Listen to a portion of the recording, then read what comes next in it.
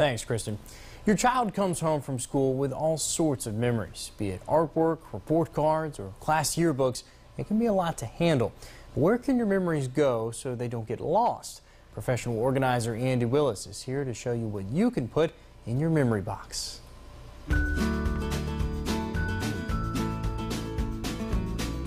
So school's back in session, and you know what that means. That means the kids are going to bring home lots and lots of paper. They're going to bring home school lunch menus. They're going to bring home report cards. What do you do with all that? Well, the things that you want to keep long term, so maybe report cards, certificates, artwork, programs, things like that, you really need to have a good system. Before we talk about the actual system, I feel it's important that you come up with your own rules on what you keep. My personal rules is it has to be something important like a certificate or maybe a program from an event. And then artwork and things that are creative, it really needs to show my child's personality. I don't want to keep a coloring page that everybody in the whole class did. I want something like this, which was a drawing that my daughter did. So what you can do is get yourself a bin. I recommend one large bin per child in your family, and let this be your container. If it fills up, then you need to go through it and edit things.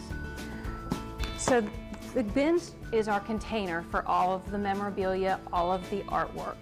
And there's a couple things that I think you need in your memory bin for your children that are important.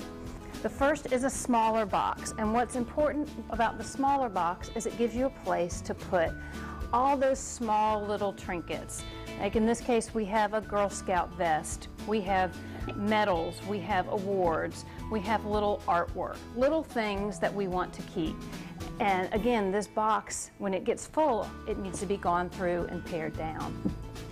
And then the other thing that's very helpful is having a series of file folders.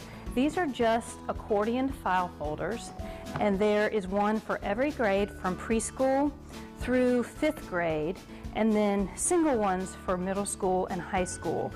Because if you have elementary school kids, you know how much paper you get, but when you come to middle and high school, the amount of paper goes down tremendously. It's fantastic. So for each year, I keep my favorite things. I keep articles, Mother's Day cards, anything like that that the kids have made that I want to keep that fit my rules, they go in that folder. And it's a great little system. You can go through it and pick things out. You can walk down memory lane. The other things that you can put into this memory box, you could have a photo album to keep all of the school pictures. Because you know those school pictures tend to get lost if you don't put them in a frame. So it's just a nice place you can put class pictures and the school picture that goes with it and have it all together in one place. We also have yearbooks in here and some scrapbooks and baby books. And what is great about this system is when I put everything back in and put the top on, and in a few short years when my daughter is an adult and she's ready to move out on her own, I can say, here, take your memory box, and everything is in there and it's all together, and it's been stored safely for her. Now you may have a few things that are too big to go in there, artwork. Please don't keep the macaroni artwork for years and years and years. It will only attract bugs.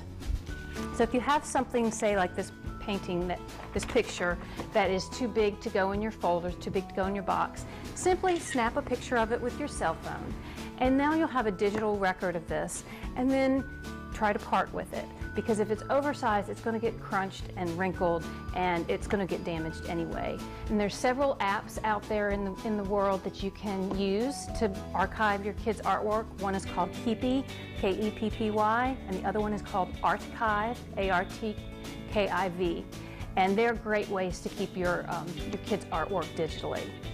So get yourself a bin, start storing your kids' artwork and special things, and every so often go through it with your kids and pare down, because what might have seemed important 3 years ago may not be important now.